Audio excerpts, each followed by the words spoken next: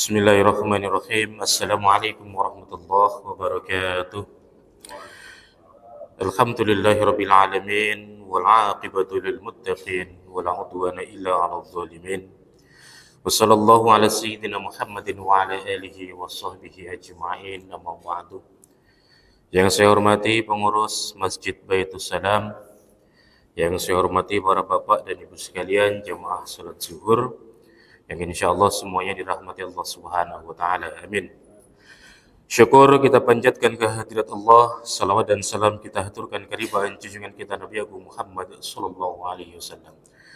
Hadirin dan hadirat sekalian, jemaah salat zuhur yang dirahmati Allah, melanjutkan kajian kita kitab Tijanut Daruri tentang syafaat baginda Rasulullah sallallahu alaihi wasallam di yaumil qiyamah. Bismillahirrahmanirrahim. Wa annahu sallallahu alaihi wasallam yashfa'u fi faslil qada'i. Bahwasanya Rasulullah sallallahu alaihi wasallam atau Nabi Muhammad sallallahu alaihi wasallam, beliau bisa memberikan syafaat atas izin Allah Subhanahu wa taala setelah adanya ketetapan hukum, setelah manusia dihisab, diperhitungkan amal perbuatannya, maka umatnya Nabi Muhammad SAW ada yang berhak mendapatkan syafaat beliau atas izin Allah Subhanahu wa taala.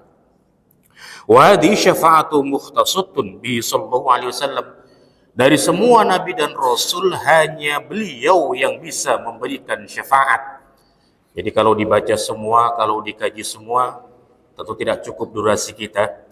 Jadi semua diperintahkan untuk datang ke nabinya masing-masing pada eranya masing-masing. Dari Nabi Adam, Nabi Nuh dan seterusnya. Tetapi Nabi Adam memerintahkan, Nabi Nuh memerintahkan untuk datang kepada baginda Rasulullah sallallahu alaihi wasallam.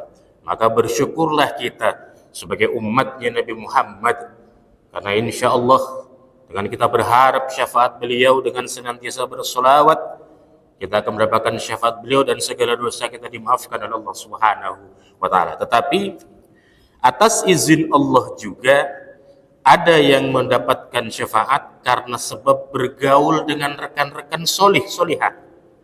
Contoh, kita sering sholat jamaah di Masjid Baitus Salam, kita sering hadir kajian di Masjid Baitus Salam, dan ternyata ketika dihisab ditetapkan kita dimasukkan ke dalam nerakanya Allah terlebih dahulu.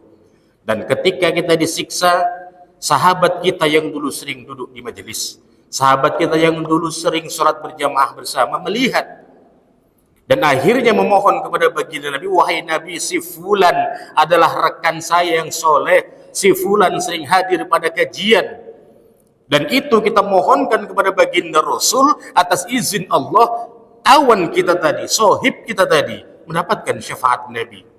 Begitu pula doa dari anak yang solihah. Akibat anak yang solih, orang tua yang harusnya masuk neraka dipindahkan ke surganya Allah. Sebaliknya, akibat anak yang durhaka, yang orang tuanya tidak memberikan bimbingan agama, harusnya orang tuanya ke surga, justru dilemparkan ke dalam api neraka. Dalam sebuah hikayah, ada sebuah kisah seorang suami istri yang kehidupannya, ekonominya sangat baik, berkecukupan, memiliki beberapa anak. Salah satu anaknya yang soleh adalah perempuan yang taat kepada Allah Subhanahu wa taala. Sepasang suami istri pun ini ekonominya baik, ibadahnya pun sangat baik. Hanya saja istrinya ada sedikit kekurangan. Ketika suaminya memberikan sesuatu untuk diberikan kepada orang lain, terkadang tidak diberikan, sekalinya diberikan ditukar. Waktu itu pernah suaminya memberikan, anggaplah sebuah sejadah yang digunakan untuk sholat, diberikan ke masjid, tetapi karena sajadahnya bagus, diganti dengan sajadah bagus yang lainnya, tetap diberikan ke masjid. Dan satu ketika ada juga diberikan daging, diperintahkan daging itu agar diberikan kepada tetangganya yang kesulitan, tetapi dagingnya tidak diberikan, dipotong bagian gajinya yang putih itu, Pak, Bapak Ibu sekalian. Yang dari daging diambil, dikikis, yang putih ada dagingnya sedikit, itu yang diberikan kepada tetangga. Dan daging yang bagus disimpannya di dalam kulkas tanpa sepengetahuan suaminya. Singkat kisah, ketika keduanya sudah meninggal dunia, Suaminya sudah meninggal, istrinya pun tadi sudah meninggal. Anak gadisnya yang solehah bermimpi seolah-olah benar-benar terjadi hari kiamat. Kiamat benar-benar terjadi dalam mimpinya. Ia melihat semua orang dihisap, termasuk kedua orang tuanya, ayah dan ibunya. Dan ayahnya ditetapkan masuk ke dalam surga, dan ibunya masuk ke dalam neraka tapi tidak sampai ke dalamnya. Jadi ada di sebuah jurang yang di dindingnya itu, ibunya yang tangan kanannya memegang sajadah, yang tangan kirinya memegang gaji dan sedikit daging itu tadi. Karena berpegangan dua itu tadi, dia masih belum jatuh ke dalam neraka. Anaknya melihat dan dia bertanya, "Wahai ibu, sekarang ayah sudah ada di surga, minum dari sungai Salsabila." Ia menerima cangkir dari Rasulullah diberikan kepada Abu Bakar, dari Abu Bakar diberikan kepada Umar, dari Umar diberikan kepada Utsman, dari Utsman diberikan kepada Ali, dan dari Ali diberikan kepada ayah. Dan ayah membagikannya kepada semua orang yang ada di sana, minum dari sungai Salsabila. Sementara engkau ibu, padahal engkau adalah orang yang sangat taat beribadah sama seperti ayah, mengapa engkau ada di jurang di tepi neraka? Ibunya menceritakan semuanya atas dosa dan kesalahannya. Tetapi walaupun saya bersalah, walaupun saya berdosa, membohongi umat dengan memberikan sajadah saya tukaran sajadah tadi masih bisa saya pakai untuk pegangan. Dan gaji tadi yang saya tipu tetangga kita masih bisa menjadi tali yang bisa saya pegang. Berkat sajadah yang saya tukar, berkat daging yang tidak saya berikan, dua ini masih bisa buat berpegangan ibu. Seandainya tidak waktu itu sajadah sama sekali tidak ibu berikan, daging sama sekali tidak ibu berikan, mungkin ibu sudah masuk ke dalam api neraka. Tapi karena masih ada itu, Allah sayang kepada ibu, ditahan ibu di tebing ini. Karena anaknya sangat taat kepada ibunya, ia pun berlari menuju surga untuk menjumpai ayahnya. Berkata ia kepada ayahnya, "Wahai ayah, engkau minum nikmat di sini, enak di sini. Sementara ibu sekarang ada di tepi neraka yang hampir terjatuh. Mengapa engkau tidak membagi minum itu kepada ibu, justru kau bagikan kepada yang lain?" Ayahnya menjawab, "Wahai anakku, ibumu telah melakukan suatu kesalahan. Apa yang aku amanahkan tidak disampaikan dengan sebenar-benarnya. Itu sebabnya sekarang ia dihukum oleh Allah, diletak di tebing neraka dan hampir jatuh. Apabila lepas tangannya, maka ia akan terjatuh. Ayah tidak bisa berbuat apa-apa. Ayah tidak bisa memberikan syafaat. Yang bisa memberikan syafaat adalah baginda Rasulullah Sallallahu Alaihi Wasallam atas izin Allah Subhanahu Wa Taala. Tapi anak karena saking sayang kepada ibunya, diambilnya dari sungai Salsabila, dicurinya dengan tujuan akan diberikan kepada ibunya yang ada di tebing neraka kehausan dan kelaparan. Saat ia mengambil air dari sungai Salsabila, datang seorang malaikat dicambuk tangannya dan terjatuh air dari tangannya, dan malaikat itu berkata, "Air ini adalah untuk orang-orang ahli sedekah. Air ini adalah untuk orang-orang yang ahli infak, bukan seperti ibumu yang menyalahi amanah. Apa yang seharusnya diberikan tapi tidak diberikan."